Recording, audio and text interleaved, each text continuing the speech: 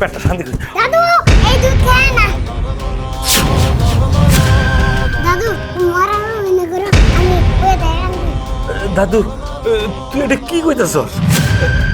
ঠিক আছে ঠিক আছে। ও মা তুমি কোথায় গো? আমার দাদু মরে গেছে গো। মা তুমি কোথায় তাড়াতাড়ি আও, দাদু মরে গেছে গা। আরে কি হলো?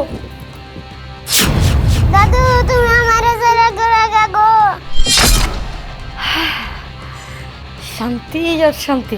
বাবা বাবা বৌমা ডাকছিলা? বাবা এই নিন, এখানে গরম গরম এক গ্লাস দুধ আছে, খেয়ে নিন। বৌমা আমার পেটটা খারাপ, আমি আজকে দুধ খাম না। বাবা এটা বললে তো চলবে না। ডক্টর কি বলেছে? বলেছে আপনাকে প্রতিদিন 2 গ্লাস করে দুধ খেতে, সকালে 1 গ্লাস, রাতে 1 গ্লাস। এখন খেয়ে নিন 1 গ্লাস, আবার রাতে 1 গ্লাস বানিয়ে নিব। তাড়াতাড়ি খেয়ে নিন, তা না হলে কিন্তু আপনার ছেলে আসলে আমি বিচার দিব। বৌমা ছেলেরা কই না, আমি দুধ খাম। ঠিক আছে, খেয়ে সুন্দর মতো একটা ঘুম দিবেন, ঠিক আছে বাবা? আচ্ছা বৌমা। ঠিক আছে। বৌমা তো আমারে দেখতে পারে না, আজকে আদর করে আমারে গরম গরম 1 গ্লাস দুধ দিছে খাইতে। আল্লাহ বৌমারে বুদ্ধি দিছে, দুধ খাই। তার মানে আমার দাদু বাইরে মেরে আলাবো না? না আমার দাদু বাইরে মারতে দিন না। পেটটা শান্তি করে। দাদু এই দুধ খায় না। দাদু মরা মনে করো আমি ওই দেখান। দাদু তুই এটা কি কইতাছ? ঠিক আছে ঠিক আছে। ও মা তুমি কোথায় গো? আমার দাদু মরে গেছে গো। মা তুমি কোথায় তাড়াতাড়ি আও, দাদু মরে গেছে গা। আরে কি হলো? দাদু তুমি আমার ছেড়ে করে গো। শান্তি আর শান্তি। আমার কাজ একদম সাকসেস, যেটা চেয়েছিলাম সেটাই হয়েছে। না না, কাউকে বুঝতে দেওয়া যাবে না। বাবা বাবা বাবা আপনার কি হয়েছে বাবা? আপনি কিভাবে মারা গেলেন বাবা? বাবা কথা বলেন বাবা। ও বাবা কি হয়েছে বাবা? বাবা এভাবে পড়ে আছে কেন? বাবা বাবা তোমার কি হয়েছে? তুমি এভাবে পড়ে আছো কেন? কবিতা বাবার কি হয়েছে? দেখো না, দেখো না বাবার জানো কি হয়েছে? বাবা মারা গিয়েছে। মারা গেছে মানে? না বাবা দাদু মরে নাই। তার মানে? তার মানে তাহলে শুনো।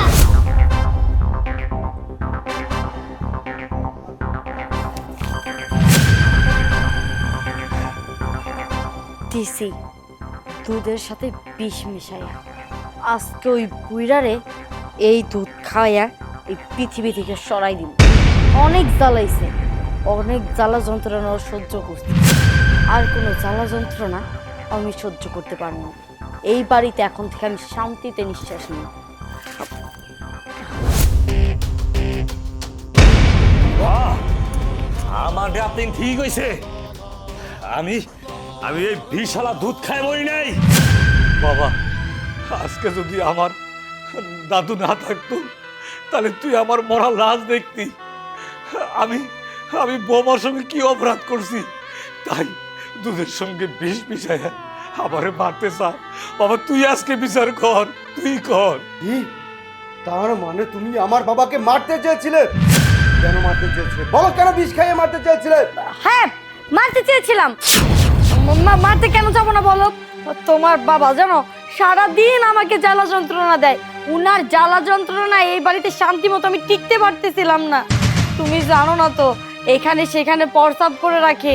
আমার এইসব গন্ধ একদম সহ্য হয় না। উনি হচ্ছে রাতের বেলা কাশাকাশি করে, শান্তিতে ঘুমাতে পারি না। তুমি তো ঠিক মতো বাড়িতে থাকো না, তুমি কিভাবে বুঝবে? হ্যাঁ আমি তো তোমাকে বলতেই চেয়েছিলাম, কিন্তু বলিনি। ভাবলাম বললে যদি তুমি আমার বিশ্বাস না করো, তাই আমি নিজে থেকে ওনাকে রাস্তা থেকে সরাতে চেয়েছিলাম, যাতে করে আমরা সবাই শান্তি মতো বাঁচতে পারি। কি বললি তুই?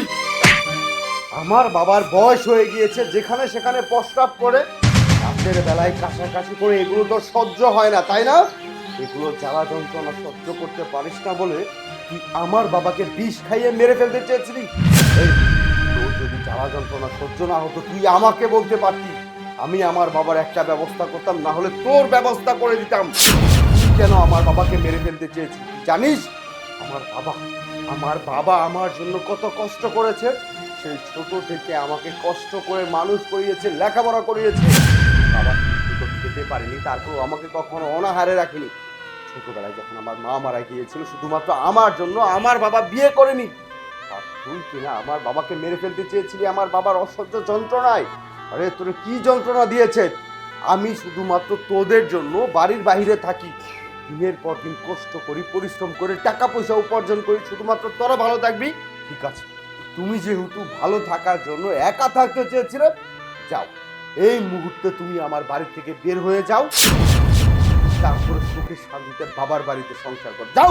না না না, আমাকে বাড়ি থেকে বের করে দিও না। দেখো, আমাদের একটা বাচ্চা আছে। এখন তুমি যদি আমাকে এই বাড়ি থেকে বের করে দাও, তাহলে আমাদের বাচ্চার দেখাশোনা কে করবে? আমি আর কোনোদিন এমন করব না। আমি আমার সন্তানের যেমন খেয়াল রাখবো, আমার বাবারও ঠিক তেমনই খেয়াল রাখবো। প্লিজ আমাকে মাফ করে দাও, একটা সুযোগ দাও আমাকে। বাবা, দাদুর দিক ছায়া, এবার মতো বোমারে মাফ করে দে। ঠিক আছে, শুধুমাত্র আমার ছেলের মুখের দিকে তাকিয়ে আর তোমার কথা মতো তোকে আমি এইবারের মতো মাফ করলাম। তবে হ্যাঁ, এরপর যদি এমন কিছু করিস না, সরাসরি ডিভোর্স দিয়ে তোর বাবার বাড়ি পাঠিয়ে দেবো, কথাটা মনে রাখিস।